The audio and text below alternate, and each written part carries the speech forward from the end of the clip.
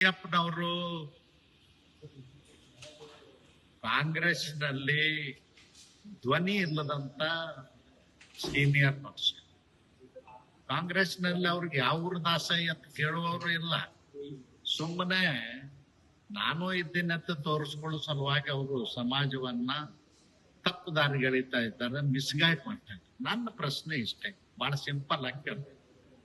2013 ಚುನಾವಣೆ ಒಳಗ ಇದೇ ಮಲ್ಲಿಕಾರ್ಜುನ್ ಖರ್ಗೆ ಅವರು, ಇದೇ DK ಶಿವಕುಮಾರ್ ಅವರು, ಇದೇ ಸಿದ್ದರಾಮಯ್ಯನವರು, ಇನ್ನುಳಿದಂತ ನಾಯಕರು ಕಾಂಗ್ರೆಸ್ನವರು, ಮುನಿಯಪ್ಪನವರು ಸೇರಿ ಏನ್ ಹೇಳಿದ್ರಿ? ಸದಾಶಿವ ಆಯೋಗ ಜಾರಿಗೆ ತಂದಿಲ್ಲ. ಬಿಜೆಪಿ ಅವರು 2008ರಿಂದ 2013 ನಿಮಗೆ ಮೋಸ ಮಾಡಿದ್ದಾರೆ, ನಾವು ಮಾಡ್ತೀವಿ, ನಮಗ್ ಮತ ಕೊಡಿ ಅಂದ್ರಿ.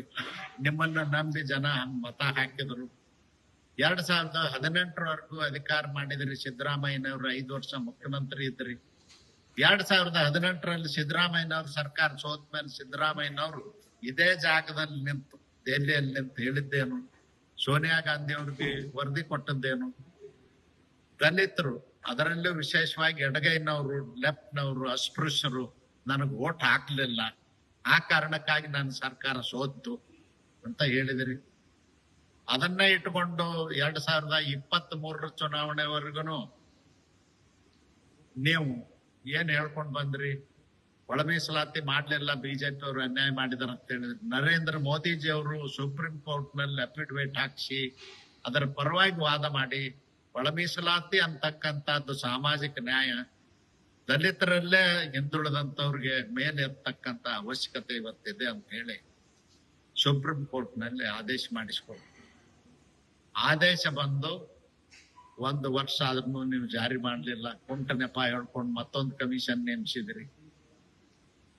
ಇದು ಅಲ್ಲದೇನೆ ನಿಮ್ಮ ಪ್ರಣಾಳಿಕೆ 2023 ಹೇಳಿದ್ದೇನು?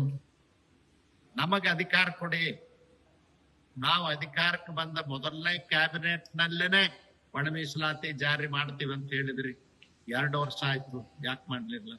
ಅದಕ್ಕಾಗಿ ಇವತ್ತು ಅಸ್ಪೃಶ್ಯರು, ಅದರಲ್ಲೂ ದಲಿತರು ಇವತ್ತು ರೋಷ ಹೋಗಿದಾರ. ಸುಪ್ರೀಂ ಕೋರ್ಟ್ ಆದೇಶ ಜಾರಿ ಮಾಡಿ ಅಂತೇಳಿ 1ನೇ ತಾರೀಕಿಗೆ ಸಾಂಕೇತಿಕವಾಗಿ 30 ಜಿಲ್ಲೆಗಳಲ್ಲಿ ಹೋರಾಟವನ್ನ ಮಾಡ್ತೇವೆ, ಮನವಿಗಳನ್ನ ಕೊಡ್ತೇವೆ. ಮಾಡದೆ ಹೋದ್ರೆ 11ನೇ ತಾರೀಕಿಗೆ ವಿಧಾನಸಭೆ ಅಧಿವೇಶನ ಪ್ರಾರಂಭ ಆಗ್ತದ. ಅದರೊಳಗಾಗಿ ನೀವು ಆದೇಶ ನಮಗ್ ಕೊಡದೆ ಹೋದ್ರೆ, ಜಾರಿ ಮಾಡದೆ ಹೋದ್ರೆ 16ರಿಂದ ಈ ಸರ್ಕಾರದ ವಿರುದ್ಧ ಅಸಹಕಾರ ಚಳವಳಿ ಮಾಡ್ತೇವೆ. ಈ ಮಂತ್ರಿಗಳನ್ನ ರಸ್ತೆ ಮೇಲೆ ಓಡಾಡ್ಲಿಕ್ಕೆ ಬಿಡುತ್ತೇವೆ.